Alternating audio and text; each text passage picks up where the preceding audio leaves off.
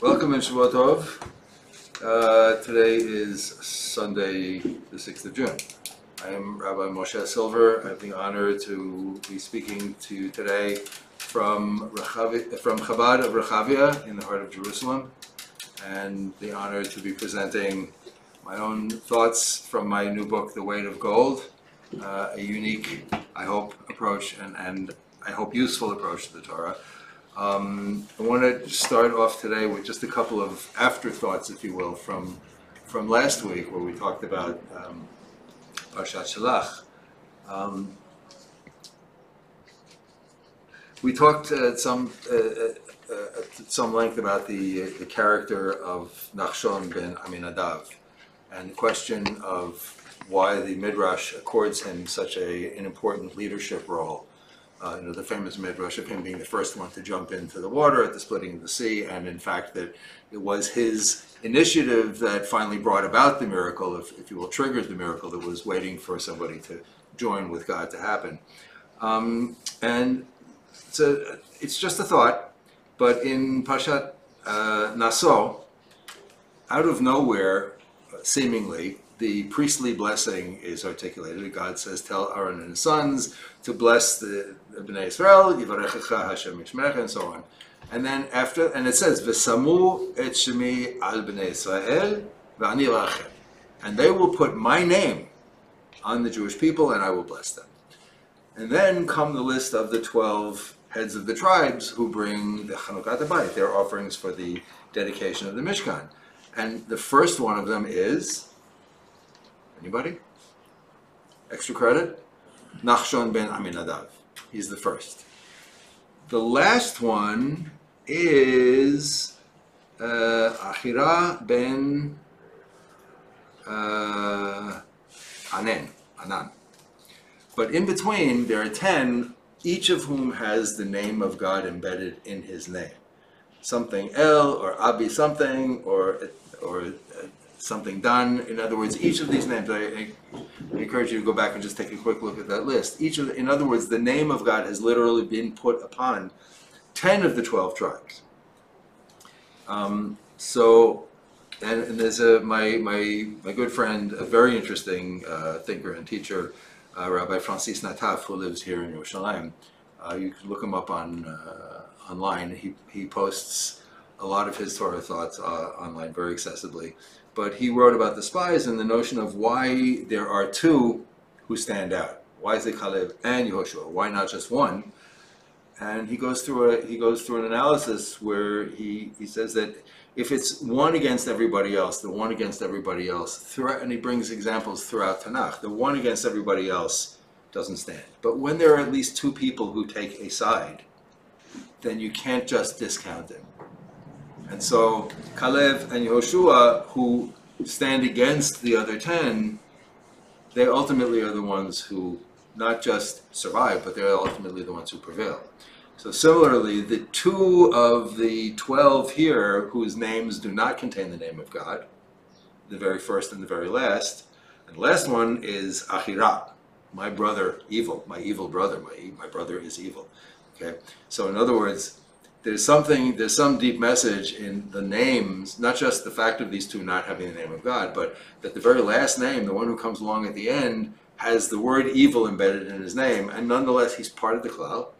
And not only that, it seems that there's something unique about Nachshon that this other person about whom we know nothing else shares, meaning in some respect, not that they're exempt from the blessing of the Baruch Baruch Hu, but they don't require it in order to take initiative on their own. And perhaps that's what the Midrash is responding to when it also talks about Nachshon at the sea, saying he's the one who didn't need God's name to push him along, and therefore he led the group, and the others fell in line behind him, even to the very end of somebody whose name is Ra, who nonetheless was, if you will, schlepped along. The only other point I want to make is the notion of seeing, as we said, being problematic in the Torah. And of course, the first problem that we had was that Chava saw the fruit. Eve saw the fruit and she said, that looks good to eat. And she took it and she ate it, which replays itself over and over again in our whole experience in Mitzrayim. what is the sin of Mitzrayim, if you will. The signature problem of Egypt is they see and they take, right? This is as expressed in the incident of Yosef and Eshet Potiphar, which leads to, the whole story, if you will, from there. Spoiler alert, because I do mention this later in the book, but in Gan Eden, the original sacred space where God takes the world of space, time, and motion and imbues it with sanctity and godliness and invites us, if you will, to be partners in that sacred space. The original sacred space we lost because we were shown a fruit and we were told not to eat it, and yet we ate it. The next sacred space, which is the land of Canaan, which is supposed to become Eretz Yisrael, which Baruch Hashem it is today, God showed us the fruits and said, please take these fruits and eat them, and we refused to eat them. And so God said, you don't want my fruits, what can I do? And in fact, God says to Moshe, strikingly, because as we mentioned last time, right, it's striking that throughout the Torah, ritual infractions between Ben Adam Lamakom, between man and God, are dealt with exceedingly harshly and exceedingly strictly. Right? There is no wiggle room. Nadav and Avihu bring in an offering out of out of their own. They're moved spiritually. They want to do something in addition. They're gone. It's not. God doesn't even say, by the way, tell them not to do that again. They're gone. We don't even know all of the reasons why. Okay. Similarly, it seems to me that the Torah is suggesting that our going into the land of Canaan and taking possession of the land of Canaan, that's not a societal, historical step. That is strictly between us and God.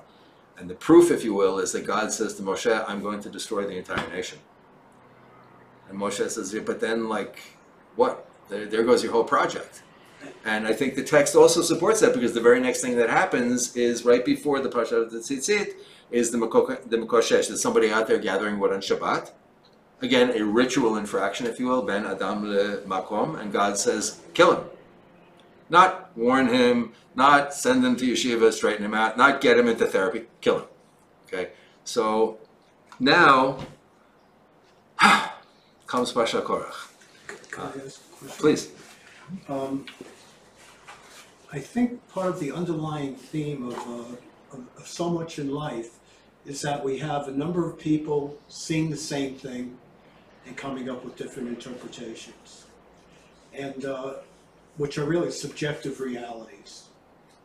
And many times it's politics that decides which reality rules. But when we're talking about Hashem, we're looking about an overarching truth, which is the reality. So, and it's hard to know. I mean, it's a very slippery slope to say, one person has that real understanding. And Moshe, and see, here we have it again with Korach. Moshe is chastised for it. So, can you share an insight into how we could, grasp this in a sense which is more widespread, and we're not having these constant arguments and wars and all the things that go with it, based around subjective realities masquerading as a truth, an eternal truth?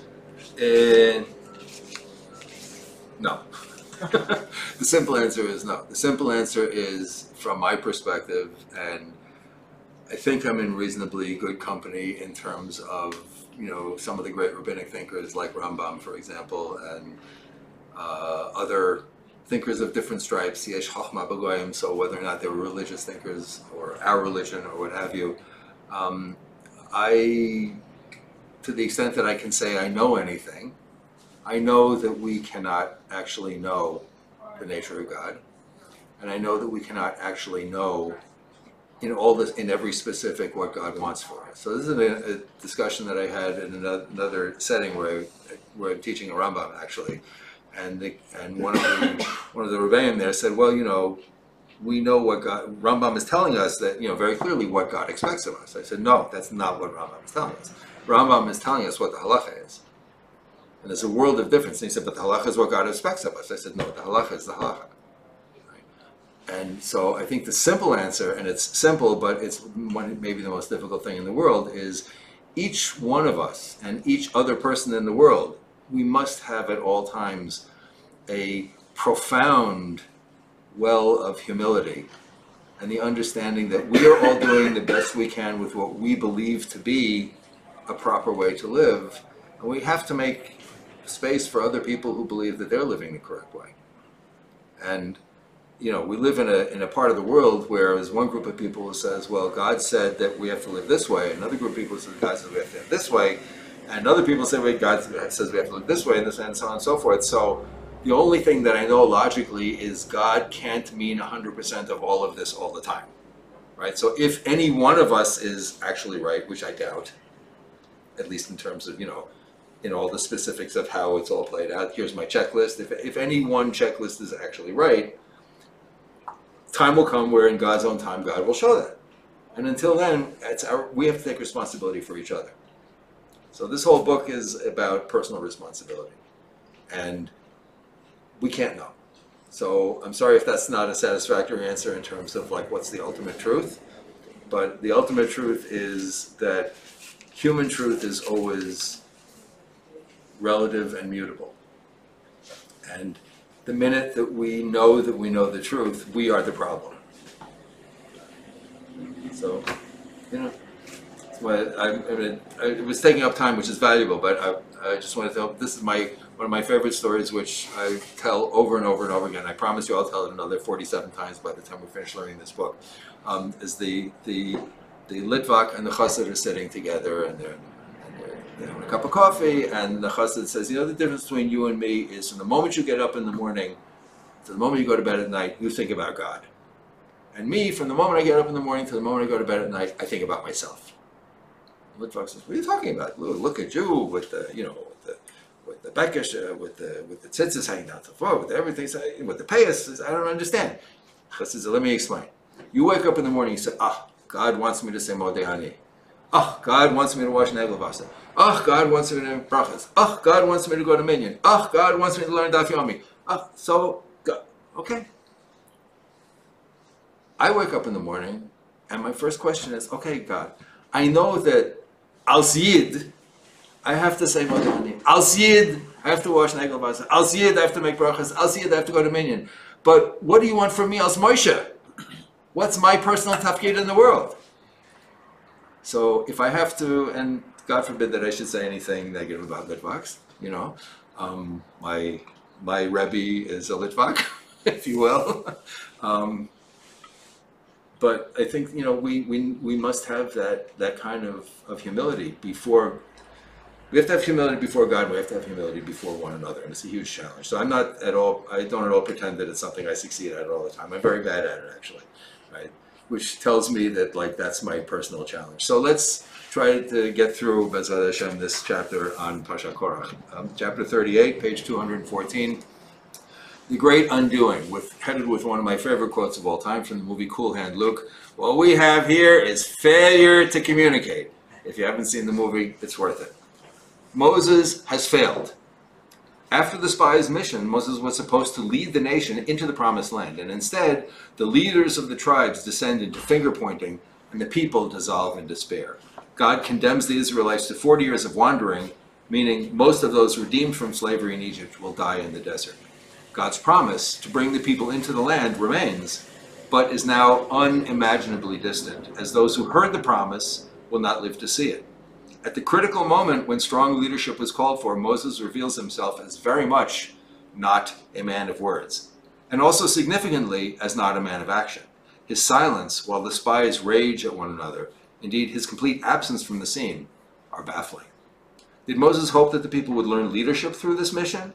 That the conquest of the land would be the staging ground for forging a cooperative leadership class? But perhaps the spies were emulating Moses, a monolithic leader who announces one law for all. The spies returned with good intelligence about what awaited the Israelites, but could not speak to one another to create a strategy. They were the leaders of the tribes. Why could they not work together? Moses conveys God's words to the people, but it turns out he lacks the powers of argument to inspire them to act. Moses has no gift of persuasion. At two critical moments in this week's portion, Moses shows himself literally incapable of speech. When Korach launches his challenge, and again when God threatens to destroy the nation, Moses' response in both cases is to fall on his face, avoiding confrontation and burying the very organ of speech, just as Korach will ultimately be buried in retribution. Shalom Aleichem. Not all great orators are great leaders, but the successful leader must know how to convince people. At critical junctures, when the existence of the nation is at stake, it's not enough that God speaks directly to Moses. Moses must also know how to persuade the people. Perhaps this is utterly beyond his ken. A man who sits intimately with God face to face, why would we expect him to engage in the petty cajoling, spinning images to try to sell the program to his people? But he says that from the very beginning when he meets Hashem. He was a stutterer. So, or whatever it was, he says, Lo ish devarim anochi, lo mitmo lo shishom. I've never been a man of words, right? And what does God say to him? Are Aaron achicha. Oh, here's your brother Aaron. He'll do the talking, right? What happens throughout all the rest of the 5 books? Who does all the talking? Moshe. Lo ish devarim anochi. And Aaron says, Hare Aaron achicha. And what's the one famous thing that Aaron says? Vayidom Aaron. The one pasuk that we associate with Aaron's speech is where Aaron was silent after the death of his 2 sons. So, kind of paradoxically, Moshe, who says, I'm not a speaker, and God says, don't worry, I'll have somebody else, he'll be your mouthpiece. Aaron doesn't say anything. The one thing that he actually does say is when Moshe is up the mountain, he says, come on, let's go throw your gold into the fire here. Ooh, that didn't work out too well, did it? Okay? Fascinating. For a nation in transition and about to attain its great promise and thus to take on a new identity, communication is called for. Will the elders who stand next in line for leadership learn not Moses' wisdom, but his failure? Moses' helplessness is the great comeuppance. Exactly what Moses warns God at the burning bush. I am not a man of words. The shockwaves continue to reverberate. As Moses withdraws, revolt shreds the bonds of tribe and family, and others rush to fill the vacuum. Challenged by others' words, Moses is unable to respond. Crisis of leadership, the repeated theme in the book of Numbers, expands like a malignancy until the mutiny spurs Moses to wrathful vengeance, and even God seems to go mad, lashing out wantonly and slaughtering indiscriminately with a deadly plague. And who are these men who challenge Moses and Aaron's leadership? Korach, a Levite, together with Datan and Abiram, descendants of Reuven, followed by 250 of the leaders of the nation, what are called men of name, a distinction we shall revisit. Korach asserts his claim to leadership as Moses and Aaron's cousin. Datan and Abiram assail Moses' failure to achieve the national objective, while the men of name are the foremost citizens of the nation. From a political perspective, we could say the revolt is led by a royal pretender, seconded by men campaigning for the popular vote, and contested by those who see themselves as the natural ruling aristocracy. And for all the public utterances reported in this portion, there is little actual communication. The only ones who actually make a point are Datan and Abiram. They say, you brought us up to die in the wilderness, and now you want to continue to lord it over us, and you still haven't brought us into the land flowing with milk and honey. And still Moses remains incapable of engaging with those who confront him, incapable to the point of panic and to the point of murderous rage. Attentive readers will have seen this coming. As the Torah lists the names of those sent to spy out the land, of the tribe of Reuven, Shammua son of Zakor; the tribe of Shimon, Shaphat son of Hori; the tribe of Jehudah, Caleb son of Yefuneh, did we notice that the tribe of Levi is not represented? There must have been great anticipation as the men marched off to scout out the land, great fanfare on their return. But after they're struck down by God, the Israelites become painfully aware that the tribe of Levi, Moses and Aaron's family, was never at risk. This week's reading opens with 2 genealogies: Korach, son of Yitzhar, son of Kohat, son of Levi, and Datan and Abiram, sons of Eliab, as well as On, son of Pelet, all descendants of Reuven, betook themselves. Korach's confederates are descended from Reuben, Jacob's firstborn, who lost his birthright because he failed at the task of leadership.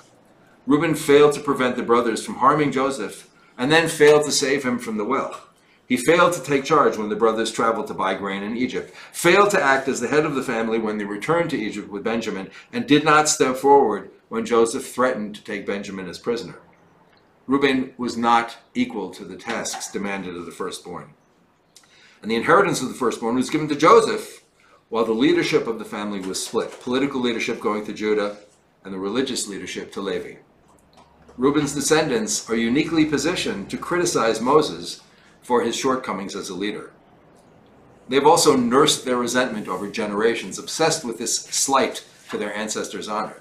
Indeed, on the eve of Israel's finally taking possession of the promised land, the Reubenites will disassociate themselves not only from the nation, but from God's covenant, refusing to settle the land together with the other tribes. You have taken too much, says Korach. Since the whole congregation are all holy and God is in their midst, why do you elevate yourselves above the community of God? Korach is self-righteous and iconoclast. But there's nothing convincing in this attack. He claims Aaron's position by arguing, you're no better than I am. Does anybody see a little bit of a parallel, if you will, between Korach's criticism and Caleb's enthusiasm in the previous Parsha? Again, they say, let's just do this. Korach says, I'm just going to do this. Caleb says, let's just do it. Yes? I was reading in the Goodness yesterday in Parsha Korach, and what I thought was very interesting is the spies, they want to be the spiritual beings. They don't want to go into an environment where it's going to require a lot of physical action. And in the Goodness, it's not my idea, that Korach is condemning Moshe not on the basis of spirituality. He concedes that Moshe has an edge on that. But on the basis of physicality. Mm-hmm. And that's where he's saying, you are no different from anybody else, and you don't deserve to be leader. Okay, can you expand that a little bit, or are you just quoting? He's saying on the basis of physicality, we're all the same, we're all equal. So you have no right to say that you are the elite. You and Aaron are the elite. So on the one hand, we have the argument of the spies be spiritual, and on the other hand, we're having the argument there's no difference between you and everybody else. Okay, I think that's very, very well put. Thank you. And it's also, I guess, the Midrash kind of hints at, or that's part of the message of the Midrash, the famous Midrash where Korach says, so if one thread of Techelet is holy, I made my whole talit out of Techelet, right? So it's seeming like along that same theme, right? That Korach is saying, let's just take a purely physical approach to, because God creates the world with separations and distinctions. And yes, the world is a physical world. It's a world of space, time, and motion, and we're trapped or embraced, depending on our perspective, in God's physical world, right? Like the famous song, I'm a material rabbi and I'm living in a material world, right? And so one danger is to fall into complete embrace of the physical, and one danger is to fall into complete embrace of the spiritual. And so the approach that I'm taking is in line with what you're saying, because Korach is not only saying we're the same, but Korach is, the political aspect of this is very much hostage to the physicality of life, right? That does it matter, underlying it all, we're all, let's just take a physical fact. Underlying everything, we're all human beings, which means that fundamentally, in a basic way, I'm no different from any of you, and you're no different from me, and we're no different from whether it's another man, another Jewish man, a woman, a Jewish woman, a non-Jewish woman, a black person, an Arab person. We are fundamentally, at a very core physical level, we are all identically the same. But wasn't Moshe's face illuminated, and Korach was not? So he was deemed deleted by God. Well, That's one argument, right?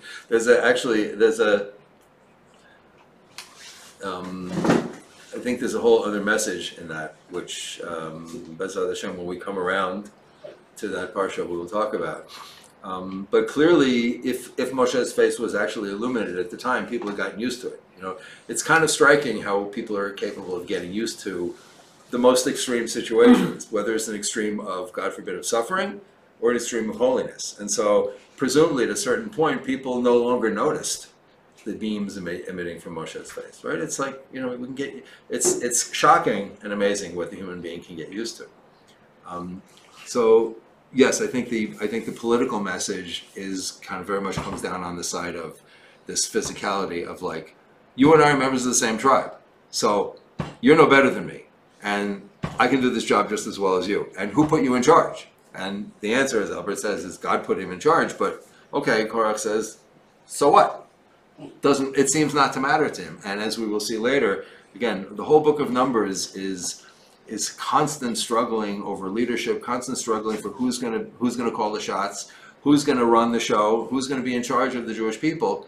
And it's striking, as we just mentioned, that when we are about to enter into the land, the tribe of Reuven, the dispossessed firstborn, says, I'm not going. And Moshe has to make an accommodation. Strikingly, Moshe cannot say you're no longer part of the nation, but also he seems not to be able to, and certainly not willing to, cajole or force them into joining. And so he strikes a bargain with them. Datan and Abiram level accurate criticism at Moses, but then they turn away and display their anger for all to see. And meanwhile, these 250 princes of the congregation, those summoned at the appointed times, the men of name, they don't even speak. Everyone knows why they're there. They stand for the hostility and the grief of the nation. Moses put the leaders of the people in harm's way while shielding his own family. The men of name know that they could well be next. The calamitous outcome of the spies' expedition has shaken the people's faith in Moses, but a nation does not stand or fall on a single outcome. Even a devastating loss, such as the failure to enter the promised land, even a signal failure such as Moses' inaction, does not put an end to the people, nor to the dream of nationhood. What Datan and Abiram charge is true. Korach's claim to family lineage is plain. Yet they are no leaders, but mere opportunists. They mislead in the way of all dishonest iconoclasts because failures of leadership do not undermine the core truth of leadership. If anything, the measure of leadership is to be taken at the nadir, at the lowest point, on the heels of defeat. And the people have failed Moses as well, for it is their task to shoulder their own burden within the society, to accept their role in the nation's failure. As President Eisenhower said, the true leader gives credit to others and takes the blame himself. But the Torah's model of leadership also demands wise and dedicated followers. And just as Moses must bear the people's failures, his shortcomings are the responsibility of all, because failures of leadership are equally collective failures. Until the spies returned, the people followed Moses blindly. Now their own weaknesses leave them open to resentment. And if a society is only as strong as its weakest link, the leaders are only as strong as their weakest followers. The commanding officer cries, "After me!" and rushes into combat. But what if the troops don't follow? The confrontation becomes a duel to the death as the tree of resentment yields its shriveled, bitter fruit. Moses, unable to turn the tide with rhetoric, invokes God's wrath, calling down retribution on Korach. Is violence, in fact, as we so often hear, the only language they understand? Or is this yet another failure of leadership? Moses challenges Korach to a divine duel, and Korach and his cohort resolutely appear bearing incense in their smoking fire pans. The Torah invokes our horror as they prepare to reenact the tragedy of Nadav and Abihu. It is clear, once Moses utters the challenge, that Korach and his men will perish. Am I the only one who noticed this in reading this parsha? No, I saw that. Is it not obvious even before it happens? I mean, he's saying, did you not learn anything? Okay, here's the challenge, folks. We'll all bring our smoking fire pans, we'll bring incense offerings to God, and God will choose. And it seems at that moment that everybody knows what the outcome is going to be, and yet they proceed with it. Yeah, so why? Why do they accept Moses' challenge? Let's talk about that. Let's talk about that. Anybody? I'm serious. It's assuming that these people are no dumber than I am, and have lived much closer to the events than we have, and we just read about it at a great remove. They don't believe it. I don't know. Because Hashem brings in a new way of death. That this is so major. A way that never existed before, but they don't believe it. I mean, with Nadav and Abihu. That they're buried live. No, Korach, that's afterwards, okay. But that's after. Maybe, I'm saying at the moment. they think that Moses won't go through with it. Okay. Maybe. I don't know. Maybe they think. I mean, excuse me, I do not have an answer, and I don't think that there is a single right answer, but it's worth discussing. Moses wouldn't go through with it. Then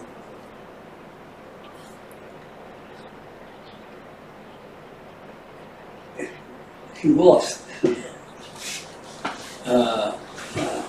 But I don't know, it seems to me that Korach and his people have more faith in themselves than they do in Hashem. It was complete disrespect for Moshe. Well, so maybe as Hanoch was suggesting, maybe what we're seeing is maybe Korach actually. I mean, I presume, and this chapter, I wrote this chapter from the perspective of Korach and Datan and Abiram believing the validity of their claim. Now, Korach is not saying, you, Moshe, I know you were put in charge, but you're not doing a good job. I think Korach is actually, or at least I'm proceeding, this particular analysis, if you will, this interpretation is proceeding from Korach saying, you know what, we're all the same tribe, and I can do the job too, so I can get my turn. Just like, if we go back, Moshe at the bush was supposed to be both the king and the high priest, if you will. And as the Gemara says in Brachot, right, that why did he lose the kahuna? One of the reasons is God says, well, when I wanted, you didn't want, meaning at the bush. And now you want, I don't want. Okay, so separation of church and state actually turned out to be a pretty good idea. We should try it in this country. But so Korach seems to be saying then, well, it's kind of like, let's have a rotating premiership, Sounds familiar. Right? You had your chance, now let me take it. Now let me take a turn, right? We all are, senior members of the same party, right? After all. So it'll stay with us, with the Levi'im. And from a purely political perspective, I could see people being swayed by that argument. Right? And Datan and Abiram, as we said, they have this whole ancestral memory of the way their ancestor Reuven was diddled out of the right of the firstborn, and they're still smarting from that. So they say, yeah, okay, you think you're a leader? Yeah, And when our ancestor, when he wasn't able, you messed up even bigger than he did, and you're still in charge? Doesn't work that way. Okay? So they kind of have from a physical world, political, societal perspective, they have a good argument. Yeah? In a sense, democracy, of course, is rotating leadership. You have a term. But what's going on, and even today, and it's certainly going on here, it's how do we arrive at that point of rotating leaders? Right. Because if Lapid becomes the second leader, God forbid, I mean, who the hell nominated him? No one. And here they're saying the same thing. We need rotating leadership. Why? Because I say so. Right, but in our, I don't want to talk about politics here, except to note that in our political system here in Israel, people don't get nominated. Parties get in, and so that's the way it works. You can fault it or you can embrace it. It's the parliamentary system. So there is, yes, Korach is perhaps making an argument for a certain type of a political structure, right? And perhaps what happens is that perhaps Korach is actually saying, oh, I know, so what's happening here now, you're setting up the same test as what killed Nadav and Abihu, but if I'm a legitimate leader, then I'm not going to be the one who dies. then Moshe and Aaron, you're going to be the ones who get zapped this time around. And maybe, maybe he's, if you want to give him credit for a higher level of spirituality or whatever it is, perhaps he's saying,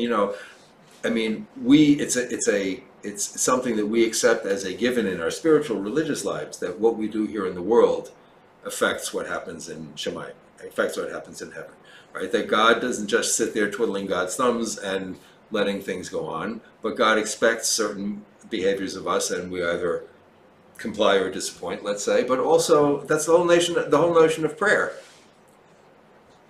not to say of ritual observance, is that we do things that affect the way God interacts with us, right? And so perhaps Korach is saying, I will affect the way God interacts with me. Yes? And the Moshe will carry out God's will and as well as the people, whereas Korach is full of himself and he'll carry out his will, but will people follow? I think the people, I would say maybe the jury's out, but I think that the people there's nobody in this Parsha that comes rushing in and says, wait a minute guys, this is a bad idea. And there's nobody who comes in and says, you know what, if it's going to come to this kind of a confrontation, I'm willing to step back and just allow the leaders to lead. There's nobody, nobody intervenes one way or the other. So I think it's a fair reading to say that Korach actually believes, and I want to deflate the ego part of it, and to say that, or perhaps perhaps the ego is exactly the problem. I want to suggest that Korach actually believes that there is validity to his claim of leadership. And then he says, we need to have rotating leadership because Moses, you failed. The spies came in, you dropped the ball, you didn't push back, you didn't take control, you let them all scream at each other. You messed up. Let's have a rotating premiership. It's my turn. I'm still part of the family, so we'll keep the ball in our court, if you will. And when Moses says, let's have a test, maybe what Korach is saying is not, I know I'm going to die, but maybe he's saying, okay, now, we'll see, because you will see the correctness of what I'm saying. God will indeed indicate that God has chosen me. It doesn't work out that way. And by the way, the Torah is full of, over and over and over again, and often very poignant examples of people of the lineage of Abraham who in some unformed, inchoate way grasp the destiny of the family of Abraham and want to be a part of it, or they think that it relates to them. So, for example, Hagar and Ishmael, they understand that there's a part of the story at which a parent takes a child to a remote, desolate place, and the child dies. And so they go out into the wilderness, right? And I don't know if you go back and take a look at the Parsha and do the arithmetic, okay? Because when Hagar takes Ishmael out into the wilderness and quote unquote casts him under the bush to die of thirst, he's 16 years old. In that culture, he's like an adult. So they are both willingly engaging in this particular scenario. And I want to suggest that what they're doing is they have this not complete grasp, but they have an inchoate understanding that this is an important part of the narrative. It's the will of God that a parent and a child go out and the child willingly lays down his life. Right? It turns out that yes, that's part of the narrative, but it wasn't them. It's Abraham and Yitzhak. Right? Abraham's brother, at the end of Parshat, right after he comes back after the Akedah, right? And somebody comes with a message, oh, your brother got married, he has all these kids, and what does his brother have? His brother has 4 wives and 12 sons. And, oh, we've heard that before. It's like, oh, yes. And the Torah is saying, you know what? Yeah, you got it, but it's not you. Okay? It's going to happen later on. That's going to be Jacob. And so everybody wants to be on the train, and everybody, but as we saw last week, right? It's not enough for people to be on the train. Like, everybody also wants to drive the train, And there's really, like, only one person can have their hand on the throttle at any given time. And it's baffling over and over and over again. The Torah seems to be baffled by it as well, because it kind of doesn't have an answer, that why is it not enough for me that whatever it is that God put me here to do, I'm trying to figure it out at every given moment and to do it. I also have to be the president or the king or the prime minister or the chief rabbi or the whatever. I have to have a title. Why is it not enough for me that God put me? If we assume that there is a God who creates, and we assume that God creates with a purpose, then we assume that God created me with a specific purpose. And that purpose has to be not something that my ego dreams up and says, well, you know what, I'm going to get a big title and a big car and a big building and, I'm going to lord it over other people, because they have their own purpose. And their purpose is not something that I dictate to them. But, that goes against human nature. It goes against the grain. We all want to be in charge. Right? And so here's Korach who wants to be in charge. And maybe what Korach is saying is, God will choose me because you messed up. And I think that's a very valid way of looking at it. You had a job, Moses, and you failed. Yeah. The train is an interesting metaphor because in terms of direction, it doesn't matter who's the driver. You can only go one way. Right. But I don't sense that that Korach wants to go in the same direction as Moshe. I don't know. I don't know anything. It's for here and now. I don't know. Yeah. Perhaps. Let's finish up the text and then let's spend a few minutes tearing into it, okay? So Moses challenges Korach to a divine duel. Korach and his cohort appear bearing their incense and their fire pans. The Torah invokes our horror as they prepare to reenact the tragedy of Nadav and Abihu. It's clear that once Moses utters the challenge, that Korach and his men will perish. And now Moses appears to panic, calling down destruction on the rebels. It may be that he recalls God's strange command to him and Aaron together towards the beginning of the book of Numbers. Do not cut off the clan of the families of Kehat, which is the charge to protect Korach's family from death at the hands of heaven. And now, as God does away with Korach and his family at Moses' furious request, Moses recoils in horror as all heaven breaks loose. And perhaps, just sidebar, perhaps that's also in response to why Korach and his family, it says, they went down and they're buried alive. Right? They don't die, right? Because at the beginning of the book of Numbers, God says explicitly, it was the Kahati were the ones who were carrying the holiest parts of the Mishkan, and therefore they were the most exposed to the threat of instant death. And God says to Moshe, be careful and make sure you protect them. And so even in quote-unquote killing them, in doing away with them, they are protected. They are not killed. Some way to live the rest of eternity, but okay. I will destroy them all, says God, threatening not only the rebellious group, but the extinction of the nation. Here we go again. Moses and Aaron panic. Could it be that one man sins and you are enraged at the entire assembly? The earth opens, swallowing Korach, Datan, and Abiram and all their families. Moses intends this to be the end of the matter, but a moment later, fire consumes Korach's 250 followers. And then God goes on a rampage, striking down Israelites right and left until, in a chilling moment, Aaron brings the plague to a halt, waving his own desperate offering of incense among the dead and among the living. Perhaps the hardest lesson for a leader to learn is how to fail and yet not give up hope, to remain determined and committed to the task. The people must also learn this. Assigning blame for failures is the greatest failure of all. The failure of the spies is Moses' own failure, and perhaps even God's. It's also a failure of the nation as a whole. But just as the nation yearns to continue forward, the task of the leader is to continue to lead. We can no more replace Moses with Datan and Abiram than we could replace God with the calf of molten metal.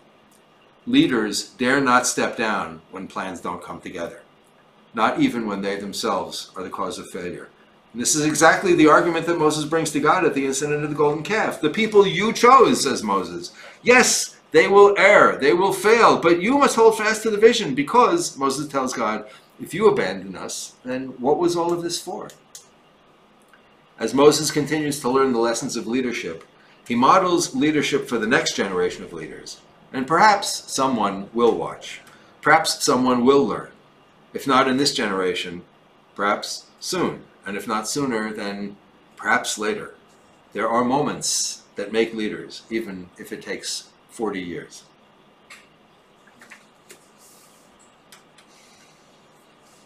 Who wants to be a leader? If we say that Moshe is a great teacher, a teacher is a leader. Indeed. So, but you keep on bringing up the idea of failed leadership. So does that mean that it's a failed teacher? There's a difference between a teacher who fails and a teacher who is a failure. The difference between a leader who fails and a leader who is a failure. Moses, again, I'm not telling anybody that I have the only shita, the only pshat on the Torah that's correct, but in the framework that I approach in this book, I would say the episode of the spies is a significant failure of leadership. And with Moses at the pinnacle, as the leader of the entire nation, he's the one who gets pegged with the biggest failure. And he's also the one, I think, who most visibly fails. Because for all the shouting that's going on between the spies and Caleb, Moshe doesn't say anything. It's like he's paralyzed. Like he says nothing, he does nothing. So it comes to a moment where he is unable to act. But Hashem agrees to it. So Agrees what to you're saying which? is it's a failure of Hashem's Agrees to which? that the spies could go out. Hashem did not agree to it. Hashem instructed it. I don't care what the Midrash says. Hashem instructed it. It's plain from the text. That's why the Midrash goes to such extremes to pretend that it was otherwise, because it is a failure. It's a failure that we can say goes all the way up to God's misjudging what the people were ready for. Please. Why is it a failure? Good question. Well, is it a failure that Adam and Eve ate the fruit? I'm not I don't sure. know if failure is the right word. Okay. I think it was a test. Okay. You could say more people, I think, would say transgression rather than failure, perhaps with other encounters with Adam and Eve. Okay. So again, I'm thinking it's not necessarily could be they failed, but was the ability to make that choice and that's not the failure. The failure is that they made one decision. Right. But the fact that the decision existed is not a failure. The fact that I can keep Shabbos or not, and if I don't keep Shabbos Hashem, doesn't mean Shabbos is a failure. It means I failed. Right. It's my error, or my transgression. Or something Okay. better. So I don't, like going back to that, I don't know Lav Dafka if this was a failure. This was a result of the events that occurred. And they just went the way they went. But not necessarily a failure, perhaps. I think that's a very important insight. When I use the word failure, I'm using it in the context, again, where I see the Book of Numbers as a sequence of kind of lessons in struggle for leadership. And it's a struggle that impedes God's project, certainly. God's project was to get us into the Promised Land, and it's something that could have taken a few weeks, and instead it took us 40 years. And so from the perspective of if the objective was to get us into the Promised Land as quickly as possible, then one way of viewing what just happened with the spies is to say this was a failure because we got there and then we couldn't go in. The first time Kodesh Baruch could have made it happen in 2 weeks had he chosen to. Well, One would assume that Kodesh Baruch would decide it's going to take 40 years and we have to go through the trials and tribulations that we experienced. perhaps. Maybe it was a learning curve or a learning process. It could be. for That's one. Israel. And had we gone for 2 weeks and not seen Korach get swallowed up with his Edah, with the whole gang, we would have missed out on some very important lessons we needed to have later down the road as Am Yisrael. It's it entirely Just possible. thinking. No, I agree. I'm also just thinking out loud. I thought out loud long enough that I wrote a book about it, so that's why I get to sit here and do this. But it doesn't make me, right. And I really I appreciate the all of your thoughts and responses on this. I don't have I don't have the right approach. I may not even have a right approach. I have an approach that I think makes sense. And this is not the only way that I choose to look at the text of the Torah either. But looking at it now, again, remember the context in which I wrote the book, which was to assist a non-Jewish person in trying to get his life together and to understand what it means to be an adult man in the world. And so being an adult man in the world means taking responsibility. And we, as you pointed out, teaching is leading. And I would go so far as to say that each of us, and each person, in fact, but I'm just talking to you today, right? Each of us is a teacher. You are all teachers. And we teach sometimes in very deliberate ways. We sit down with our children, our grandchildren, our associates in business, our spouses, our other family members, and we say, let me show you how to do this, or let me show you why there's a better way for you to do that. Don't touch the hot stove. Don't cross against the light, But we also teach by example, and we often teach by unconscious example. And we teach by the way that we carry ourselves. We teach by the way we walk down the street. We teach by, and so all these concepts, for example, of marit ayin, right, which is, why do I not walk into McDonald's to buy a coffee or to go to the bathroom? Because some less educated Jew will see me walking into McDonald's and say, oh, McDonald's is kosher. Now, why they make that that anti-intellectual leap is beyond me. However, the halacha recognizes, if you will, weak points in the system and doesn't judge them harshly, but rather says, you know what, you know better, don't do that. Don't watch yourself and try not to engage in behavior that might mislead people, right? Which is it's a tremendous lesson, because if I'm going to try not to mislead people about eating in the wrong restaurant, maybe I can also try not to mislead people about being overly harsh with somebody that I disagree with, about getting revenge against somebody that I feel did something wrong to me, about taking something that maybe doesn't really belong to me but nobody will know. And so the halacha in its practical, in its nuts and bolts, physical nuts and bolts essences, also really encourages us to monitor ourselves deeply on a spiritual and emotional level. Please. So here we are in the second week of talking, and I think I get your message that there's failures of leadership. Okay. And maybe I didn't appreciate that on a certain level. And I'm not even sure I disagree with it. But to take that, so there are failures of leadership. So what do we do about that? Does that not open the door to say, well, we have all these replacement theologies and all these alternative thought systems that should just rush in through this door, because they're going to say, and they do, we could do a better job. We have your interest in mind. Right. Well, I thank you. I would say that what I said, I think maybe excessively repetitively in this chapter that we just read, is that a leadership failure does not invalidate the leader, and it does not invalidate the notion of leadership. And in a very broad sense, it takes two to fail in leadership. It takes a leader who messes up, and it takes the followers who don't take responsibility for the leader, if you will. Okay?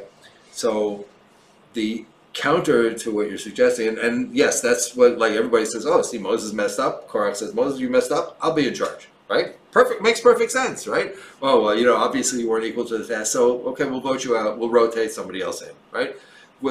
And what Korach is implicitly inviting, although he would probably be the last one to admit this, is, and if I mess up, somebody else will replace me.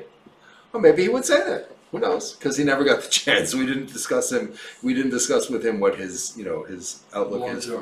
Right. For as you said, he has no end game. Right. It's like he didn't discuss like, let's have an electoral democracy. Let's have term limits. Right. And so and this is one of the biggest problems that human beings deal with, and I deal with it for myself, and we all deal with it and confront it all the time. Right. That if something didn't work out the way we expected to, we're going to get rid of it and get something else, right? And so, divorce all over the world, right? And marriage is, why do people get married in the first place? Well, you get married because you're lonely. Well, that's not a reason to get married. You get married because you want sex. Well, that's not a reason to get married. You get married because you want somebody to iron your shirts. Well, that's not a reason to get married, But most of us, most of the time, don't look deeply enough within ourselves and expect enough of ourselves. And so the ability, especially in today's world, to not have to expect anything of ourselves, it makes it very easy to discard whole systems when we feel they're not working for us. Right? So you marry somebody and you look at her and she's so beautiful and we're under the chuppah and everything, and it's wonderful, and a year later you wake up in the morning and you look and you turn over and she's not wearing her makeup and her hair's all over the place and she has morning breath, and you say, ugh, oh, look at her. She is not at all the person I married. I want a divorce. And it happens all the time.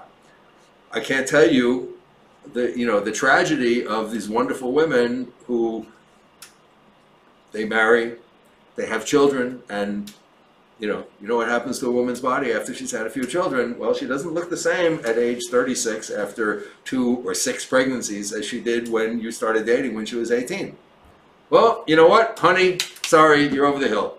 You're washed up. And people don't look at the essence of themselves, much less look to accept and to try to support the essence of other people. And that's like a very simple, very straightforward, very kind of blatant example. But it's around us all the time. Oh, you know what? This Jewish stuff. Look at how badly things are getting messed up. You know what? I got a new religion. Oh, great. Now, by the way, I didn't grow up as an observant Jew.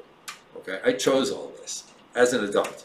Okay, and when people say to me, well, what about the, these other wonderful religions, Islam and Christianity and Buddhism and so on and so forth, and I say, I'm sure they're wonderful. If God forbid, if I was going to walk away from this, it wouldn't be to embrace any other religion. I've had my religious experience. I dined at the smorgasbord, and I think I have enough seichel, I hope, Bezrat Hashem, to realize that all the things that I could find to criticize and want to get rid of, want to discard and walk away from in Judaism, I'd find those in spades in every other religion. So there's no system that's any better than the one that we've got, and that's one of the biggest fallacies that people rush to. People want to be told that I have a better solution for you. People want to be told, oh no, we're going to turn the corner now because I'm going to have a new program, I have a new budget, we have new leadership. You know what?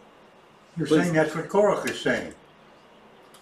Vote for me. Happy days are here again. Yeah. And along the lines of everything you said, I think, bringing you to the Parsha, I think the problem isn't the failures, it's our expectations, perhaps. Thank you. Yes. Well, We're looking at the world with not the rose-colored glasses, not going to smoke who wants us to wear, but we have a dim view of what is taking place due to a lack of our own understanding. Right. And as you said, it's like, maybe, and I personally, and I'm not challenging any of your, deeply held beliefs about the way God interacts with the world, right? But I personally think, as I said at the beginning of today's session, that I have no idea what's in God's mind. I have no idea what God's plan is, okay? So, but as you said, that perhaps there are lessons that we need to learn, and I think if anything, the lesson, and Korach shows us that one of the big lessons that we need to learn from the episode of the spies is that even Moshe is not perfect. And that if we expect perfection, then we don't live in the real world. And if we don't live in the real world, how are we going to be partners with God? So the song that Moshe. So maybe the whole what we're calling, or what I'm calling here, a failure. Maybe that's the biggest lesson that God could have taught us, that the Torah could teach us, is that no, He is the best leader you are ever going to have. Yeah. Please. The song that Moshe is singing, Korach is singing that. Just give me that old time religion, that old. Right. And that he's the best leader, also taking it back to the mundane, back to the marriage table. A lot of one like yourself or people who deal counseling and try to save marriages of the lady with 6 kids will say, you're looking at the wife the wrong way, you got a gem. And learn to appreciate the gem and don't stop looking at the diamond set and think the next one's going to be a brighter one because it's going to turn yellow over the years too. Right. But isn't the implicit, an implicit message is about how to merge, defining what the spiritual is and how to merge the spiritual with the physical to reach a higher level of being?